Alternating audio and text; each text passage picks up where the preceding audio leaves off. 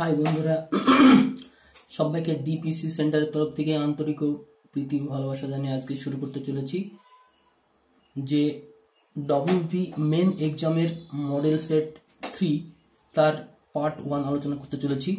দেখো, একটা মডেল সেটে 20টা অঙ্ক আছে, তো দুটো পার্টে আলোচনা করতে হবে, পার্ট 1 এবং পার্ট 2। আজকে তারই পার্ট 3 আলোচনা করছি। এর আগে পার্ট 1 পার্ট 2 নিয়ে আমি আলোচনা অলরেডি করে দিয়েছি। তোমরা যারা পার্ট 1 পার্ট 2 এখনো দেখোনি তাদের কাছে একটাই অনুরোধ, নিচে ডিসক্রিপশন তার লিঙ্ক দেওয়া আছে পার্ট 1 পার্ট 2, তুমি ওটা অবশ্যই দেখে নেবে। চলো আজকে কথা না বাড়িয়ে আজকের অঙ্ক শুরু করা যাক। এখানে বলা হচ্ছে কি, যদি কোনো সংখ্যার শতকরা 40 ভাগের সাথে 24 যোগ করলে উক্ত সংখ্যাটিকেই পাওয়া যায়, তাহলে সংখ্যাটি কত? যদি কোনো সংখ্যা শতকরা 40 ভাগের সাথে 24 যোগ করা হয় তো উক্ত সংখ্যাটি পাওয়া যায়, তো সংখ্যাটি কত? ধরি সংখ্যাটি x,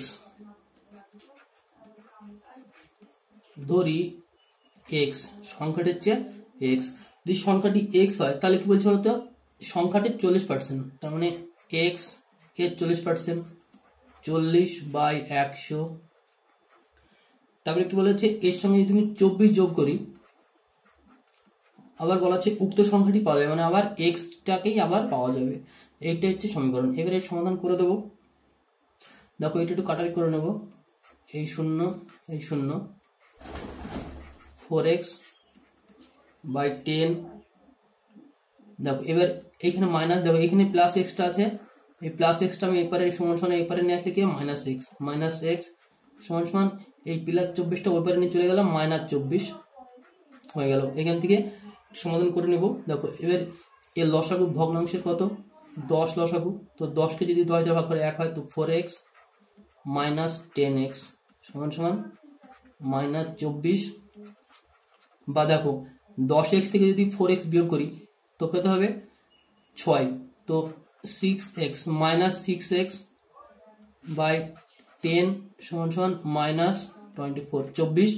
এবার কাটারি করে দাও, বা যদি মনে করো যে আমি এই কোণাকুণিতে গুণ হবে, গুণ করে দেবো, বা -x সমান সমান ওখানে আছে -24 গুণিত এই নিচে 10টা ওখানে গুণ করে দাও। নিচে কত? x এর পাশে কি ছিল? -6, তুমি এখানে -6 লিখে দাও, তো মাইনাস মাইনাস কেটে দাও, 4×6 = 24, কত? x মানে হচ্ছে 4×10 = 40। এটা তুমি করে নিতে পারো। এছাড়া অপশন দেখেও তুমি করে নিতে পারবে খুব সহজে। দেখো এখানে বলা হচ্ছে কি, কোনো সংখ্যার শতকরা 40 ভাগের সাথে 24 যোগ করলে উক্ত সংখ্যাটি পাওয়া যাবে। তো এখানে অপশন এ দেখো 60, অপশন বি দেখো 40। 60 এর যদি আমি 40%, 40 ভাগ মানে 40%, তো 60 এর 40% কত হবে? দেখো 60 এর 40% মানে কিন্তু 24 হবে না, তো দেখো 24 যোগ করলে তো হবে না, তাহলে এখানে দেখো বি 40, উত্তর চলে। তুমি বিটা ধরো, দেখো 40 এর 40%, 40% মানে কত? 10 টাকায় কত টাকা? খুব সহজ। তোমরা কিন্তু যারা দেখবে যে 100 টাকায় 40% হচ্ছে 100 টাকায় 40 টাকা, তো 10 টাকায় 4 টাকা, যদি 10 টাকা 4 টাকা হয় তো 40 টাকার কত হবে? 16 টাকা, সরি 40 টাকা 24 টাকা হবে। তাহলে এখানে দেখো একটু হিসাব করে নেবে, 60 এর যদি 40% করি কত? 4×6 = 24 টাকা। দেখো যদি আমি এর সঙ্গে যদি 24 যোগ করি তাহলে কিন্তু হবে না। তুমি দেখো আবার 40 এর, দেখো 40 এর 40% 16 টাকা, এই দেখো 16 টাকা। তাহলে আমি যদি 40 40% 16 বাদ দিতে কত হয়? 16 মানে কি, আবার সঙ্গে 16 যোগ করলে কি হবে বলছে? উক্ত সংখ্যাটি পাওয়া যাবে। তাহলে উত্তর হচ্ছে 40। তো এটা আশা করি বুঝে নিয়েছো। তাহলে নেক্সট 2 নম্বর অঙ্কে চলে যাক।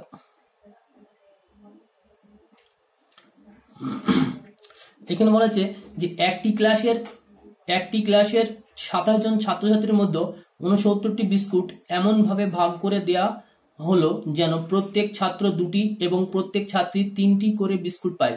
ওই ক্লাসের ছাত্রীর সংখ্যা কত? তাহলে এখানে ছাত্রীর সংখ্যা কত? এখানে ছাত্রী x আর ছাত্র, এখানে দেখো ছাত্রছাত্রী মিলে কতজন? 27 জন।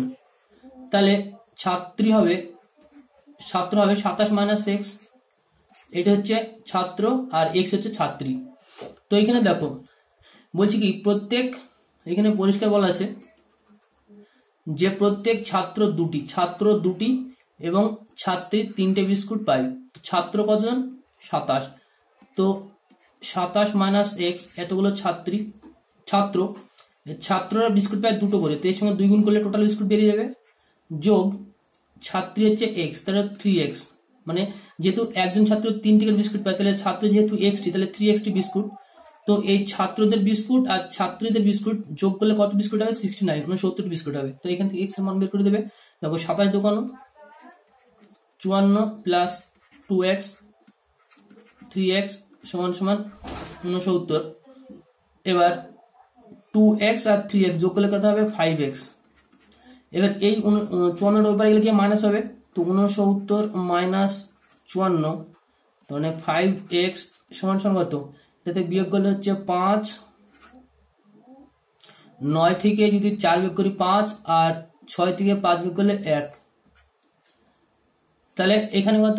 সরি, এখানে একটু ভুল হয়েছে, দেখো এখানে মাইনাস হবে, এখানে মাইনাস 2x, এখানে মাইনাস চিহ্ন ছিল, এখানে মাইনাস 2x, তো মাইনাস 2x, তো 3x থেকে যদি 2x বিয়োগ করি তো শুধু x হবে, এখানে শুধু x। অতএব x এর মানটা কত? 15। তো x এর মান যদি 15 হয়, তো এখানে বলছে কি যে ওই ক্লাসের ছাত্রীর সংখ্যা কত? তো ছাত্রীর সংখ্যা কত? 15। তো এটা উত্তর হচ্ছে 15। তো চলো তারপরে অঙ্কটা দেখে নেওয়া যাক। এখানে বলা হচ্ছে কি যে একজন বিক্রেতা একটি পণ্য 20% লোকসানে বিক্রি করলো। যদি সে পণ্যটি 200 টাকা বেশি দামে বিক্রি করত, তাহলে তার 5% লাভ হতো। পণ্যটির বিক্রয় মূল্য কত? দেখো এগুলো খুবই ইম্পর্টেন্ট অঙ্ক, পরীক্ষায় খুব আসে। তো যখনই তুমি দেখবে, ধরো যে এখানে একটা জিনিস মনে রাখবে যে লাভে লাভে বিয়োগ হয়, লাভে লাভে যোগ হয়। এখানে প্রথমে 20% লস হচ্ছিল, তারপরে 200 টাকা বেশি নেওয়ার জন্য আমার কি হচ্ছে বলতো? 5% লাভ হচ্ছে। তার মানে 20% লস এক্সট্রা 5% লাভ, তো টোটাল 200% এর জন্য আমার কত পার্সেন্ট আসছে বলতো? 20 প্লাস 5 মোট হচ্ছে 25%, 25%। তো এই 25% সমান কত টাকা? 200 টাকা। তো 1% সমান কত? এটাকে ভাগ করে 25 দ্বারা দিই। 100% সমান কত? এটাকে গুণ করে দেবো। 4 25 100, তো কত? 4 দোকানো 800। তো এটা কি দাম বলতো? এটা হচ্ছে কস্ট প্রাইস, কেনা দাম। তো এটা কেনা দাম কত টাকা? 800 টাকা কেনা দাম। দেখো এখানে কিন্তু 20 এবং 25 যোগ করেছি। যখন লাভ এবং লস উভয় একসঙ্গে থাকবে তখন কিন্তু যোগ হবে, লাভে লাভে যোগ হয়, লাভে লাভে বিয়োগ হয়। এটা তুমি মনে রাখবে। যদি বলে যে এত টাকা বেশির জন্য এত টাকা লাভ হয়েছে, এত টাকা কমের জন্য এত টাকা ক্ষতি হয়েছে, তখন। আর লাভ ক্ষতির পার্ট যখন আমি করাবো তখন অবশ্যই তুমি ঠিক করে বুঝে নেবে। এবার এই অঙ্কটা উত্তর কিন্তু 800 না, এখানে কিন্তু বলা হয়েছে কি বলতো? পণ্যটির বিক্রয় মূল্য কত? তো প্রথমে কত পার্সেন্ট লোকসানে বিক্রি হয়েছিল? 20%। তো 800 টাকা যেহেতু কেনা দাম, তো 800 টাকা যদি কেনা দাম হয় তো তার বিক্রয় মূল্য কত? তো 800 টাকা যেহেতু কেনা দাম দেওয়া থেকে লাভ লসটা কোথায় হয়? উপরে হয়। এটা আমি আরবার বলে দিয়েছি বারবার। তো যেহেতু 20% লস হয়েছে, তো উপরে কত হবে? উপরে হবে 80, নিচে হবে 100। দেখো আমি এটা বলে দিচ্ছি, যদি বিক্রয় মূল্য দেওয়া হতো তাহলে এই 100টা তো উপরে, লাভ লস যা হবে নিচে। যদি 20% লাভ হতো 120 হতো, 20% লস, তার জন্য কিন্তু 80 হবে। তো এটা প্লেন কাটাকাটি। দেখো এই 2 শূন্য এই 2 শূন্য কেটে দিলাম, তো কত? 28 64 পাশে একটা শূন্য দিয়ে দাও। তো এটা কত টাকা বিক্রি করতে হয়েছিল আমাকে? 640 টাকা। তো এটা হচ্ছে অ্যান্সার, অপশন সি, 640। তো চলো তারপরে দেখে নেওয়া যাক। দেখো এখানে বলা হয়েছে কি যে একটি চৌবাচ্চার 4/5 অংশ পূর্ণ হয় 1 মিনিটে, তবে চৌবাচ্চাটি অর্ধপূর্ণ হতে কত সময় লাগবে? তো দেখো এই 4/5, তাহলে এই একটি এই চৌবাচ্চাটাকে 5 ভাগ করে নিয়েছে। 4/5 বলতে গেলে সম্পূর্ণটা 5 ভাগ। দেখো 1 2 3 4 5 মোট হচ্ছে 5 ভাগ। তো এই 5 ভাগের মধ্যে বলা আছে কি, এই 4/5 বলতে কি বলতো? এই টোটাল হচ্ছে 4 ভাগ পূর্ণ, ঠিক আছে? এই 4 ভাগ জলপূর্ণ আছে, শুধুমাত্র এই 1 ভাগ মানে খালি আছে। তো এই 4 মানে 5/4 অংশ জলপূর্ণ হতে কত সময় লাগে? 4/5 অংশ 1 মিনিট। তো যদি এই 4 ভাগ পূর্ণ হতে, দেখো 4 ভাগ সমান যদি 1 মিনিট বা 60 সেকেন্ড হয়, তো 1 ভাগ সমান কত? 1 ভাগ সমান কিন্তু 15 সেকেন্ড। তো 1 ভাগ জল পূর্ণ হতে সময় লাগে কত সেকেন্ড? 15 সেকেন্ড। দেখো তার মানে এখানে মোট জল কয় ভাগ, মোট হচ্ছে 5 ভাগ। তো মোট পূর্ণ হবে কত, মোট সম্পূর্ণ ভর্তি হবে 15 × 5 কত 75 সেকেন্ডে। দেখো টোটালটা সম্পূর্ণ ভর্তি হবে কত সেকেন্ডে, 75 সেকেন্ডে। যেহেতু এখানে বলা আছে কি অর্ধ জলপূর্ণ হতে, যদি অর্ধেক জলপূর্ণ হয় তো সম্পূর্ণ যদি সময় লাগে 75 সেকেন্ড, তো অর্ধেকটা পূর্ণ হবে কত, এখানে জাস্ট 75কে 2 দিয়ে ভাগ করে দেবে। তো 2 দিয়ে যদি 75কে ভাগ করা হয় কত হবে 37.5 সেকেন্ড। এটা হচ্ছে উত্তর। অতএব এটা উত্তর হচ্ছে অপশন বি 37.5। দেখো 5 নম্বর অঙ্ক দেখো এখানে বলা হচ্ছে কি যে একজন মালি এতটি চারা 17,956টি চারা এমন ভাবে রোপণ করলো যাতে একটি শ্রেণীতে যতগুলি গাছ আছে ঠিক ততগুলি শ্রেণী হলো, একটি শ্রেণীতে কতগুলি গাছ আছে। যখনই এইরকম অঙ্ক তুমি দেখবে যে যত তত, দেখো এখানে বলা আছে, এখানে বলা আছে যতগুলি ঠিক ততগুলি শ্রেণী। এই যে এই কেসটা তুমি যখন যে অঙ্ক দেখবে এই যত আর এখানে তত, এই যত তত যখনই দেখবে তখনই তুমি কোনো কিছু করবে না, জাস্ট একটা বর্গমূল করে দেবে। কত 17,956 এর বর্গমূলটা কিন্তু এটার অ্যান্সার হয়ে যাবে। দেখো যতজন ততজন বলতে কি বোঝায়, ধরো 5 জনকে আমি 5 টাকা দিলাম তো কত 5 × 25, 6 জনকে 6 টাকা দিলাম তো 6 × 36, তার মানে এর বর্গমূল করলে কিন্তু অ্যান্সার পেয়ে যাবো। তো এখানে বলা হচ্ছে যতজন ছাত্র ততগুলো সারি, তো এখানে আমি এর বর্গমূল করে দেবো। তো এর বর্গমূল যে পদ্ধতি সেটা হচ্ছে এটা, দেখো 6 4 × 16 6 আর 6 × 36 6, এই দুটোর কিন্তু আর কোনো কাজ নাই। এই লাস্ট সংখ্যা উত্তর যেটা হবে সেটা 6 অথবা 4 অথবা 6 দুটোর মধ্যে হবে শিওর। তো অপশন 4 এবং 6 প্রত্যেকটা অপশনের আছে। তো দেখো এই যে 169 এর কাছাকাছি স্কোয়ার সংখ্যা কে বলতো, 13 স্কোয়ার কত 169, এটা 180। তো আমি যদি 13 দ্বারা গুণ করি মানে প্রথমে 13 হবে কনফার্ম।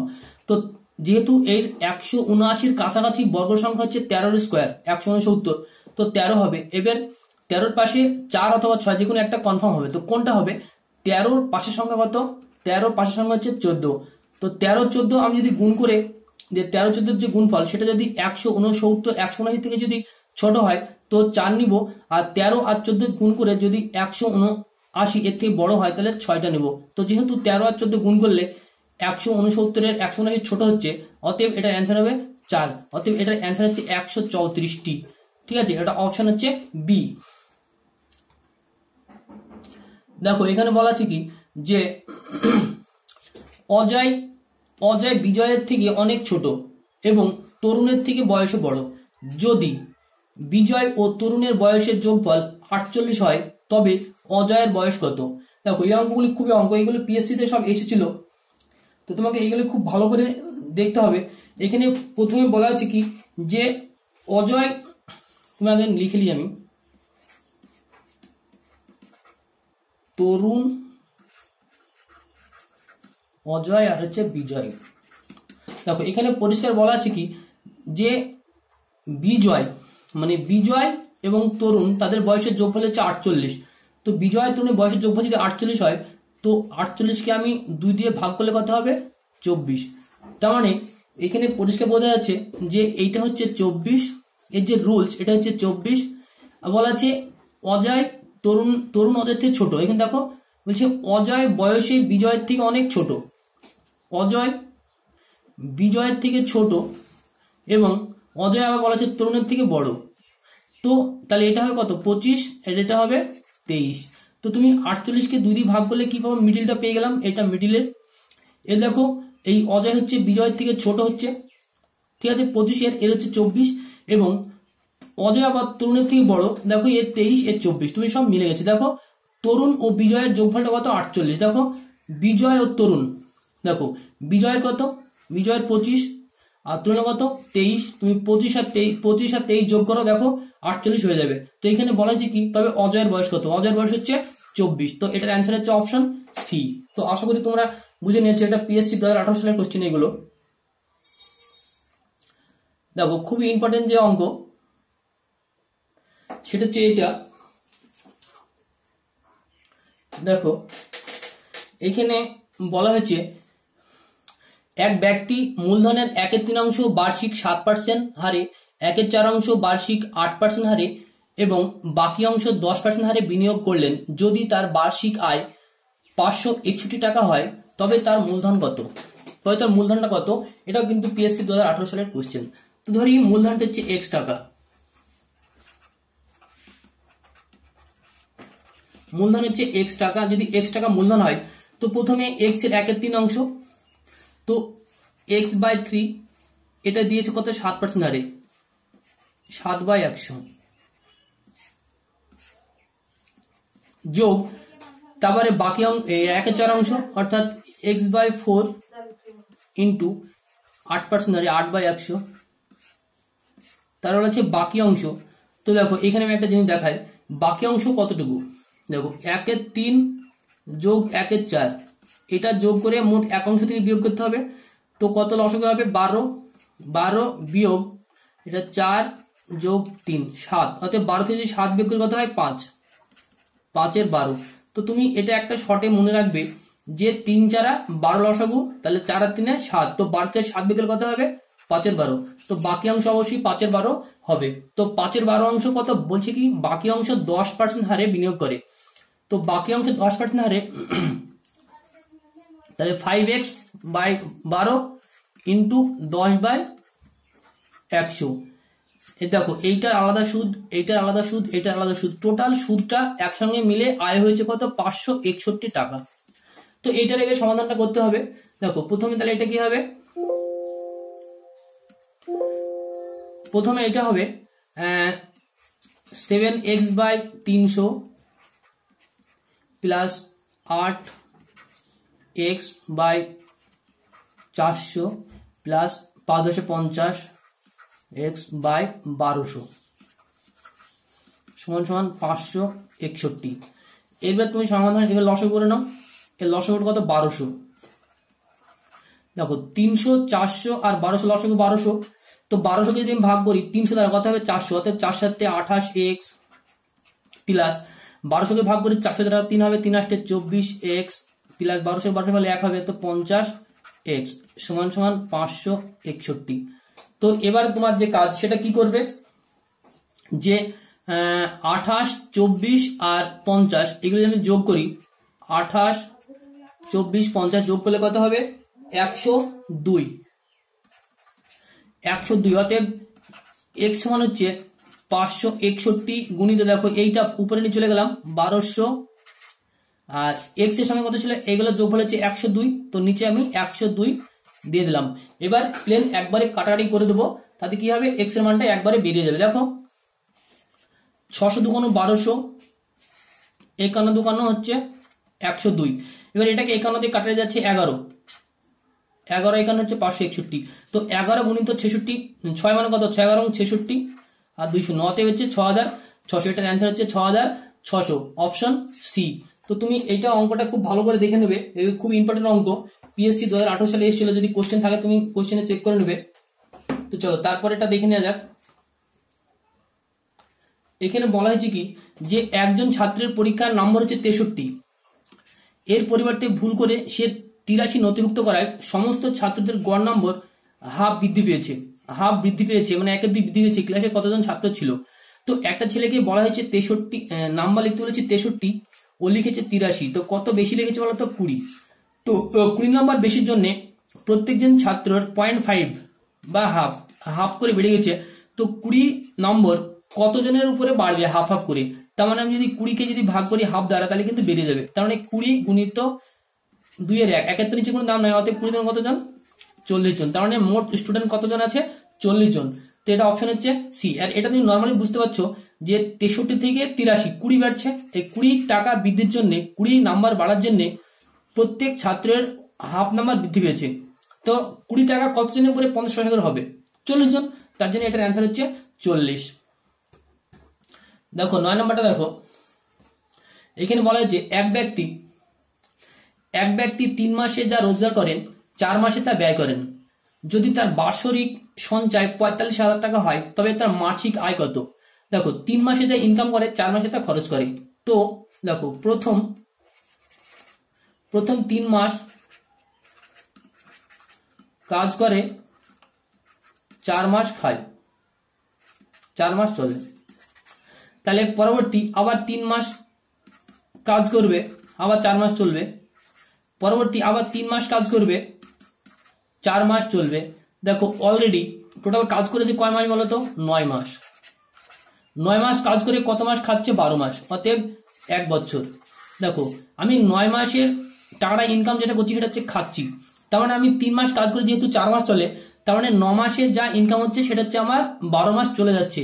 তাহলে আমার জমা থাকছে কত মাস? জমা থাকছে মাত্র 3 মাস। যেহেতু এখানে বলা আছে যে বছরে কত টাকা ইনকাম করে, তার বাৎসরিক আয় হচ্ছে 45 টাকা সঞ্চয়।